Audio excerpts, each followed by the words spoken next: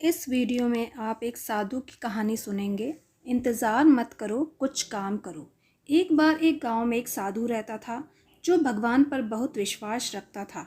एक बार वह साधु पेड़ के नीचे बैठा था और भगवान को याद कर रहा था, तो अचानक वह बाढ़ आ गई। चारों तरफ पानी ही पानी दिखाई दे रहा था। लोग अपने आप को बचाने के लिए ऊपर पहाड़ी की तरफ भागने लगे। उनमें से एक आदमी ने देखा कि इस हालत में भी साधु जी भगवान की तपस्या कर रहे हैं। उसने सोचा कि ये अपने आप को बचाने के लिए कहीं जा क्यों नहीं रहे हैं।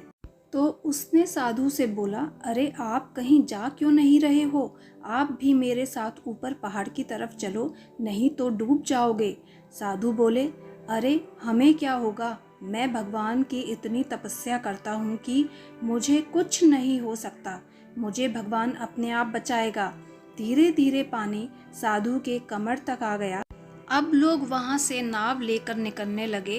तो उनमें से एक ने साधु से कहा, अरे पानी आपकी कमर तक आ गया है, आप हमारे साथ चलो। तो साधु ने कहा कि नहीं नहीं, भगवान मुझे अपने आप बचाएगा। और वह नाव वाला भी वहां से निकल गया। कुछ देर बाद पानी इतना बढ़ गया कि साधु के सर तक पहुंच गया और अब लोगों को बचाने के लिए हेलीकॉप्टर निकलने लगे। एक हेलीकॉप्टर साधु के पास आया, जो कि आखिरी हेलीकॉप्टर था। साधु के पास नीचे रस्सी फेंकी और बोला, इसे पकड़ो और ऊपर आ जाओ, नहीं तो आप डूब जाओगे। यह आखिरी हेलीकॉप्टर है और आपके पास में दूसरा कोई रास्ता भी नहीं है बचने के लिए। साधु ने कहा, यह रस्सी वापस खींच लो और आप चले जाओ। मुझे भगवान के ऊपर पूरा भरोसा है, वह मुझे बचा लेगा।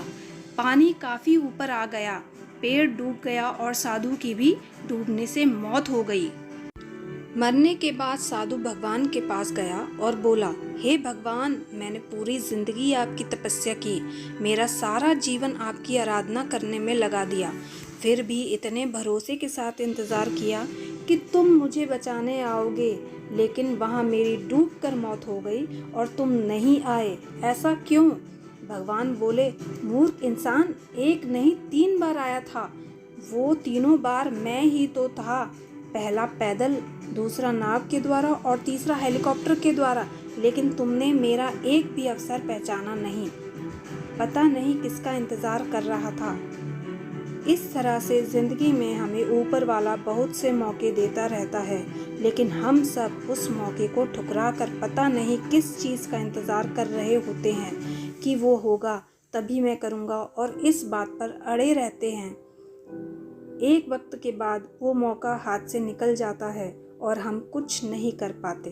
तो किसी भी अच्छे समय का इंतज़ार मत करो, जो भी करना है आज और अभी से ही शुरू कर दो।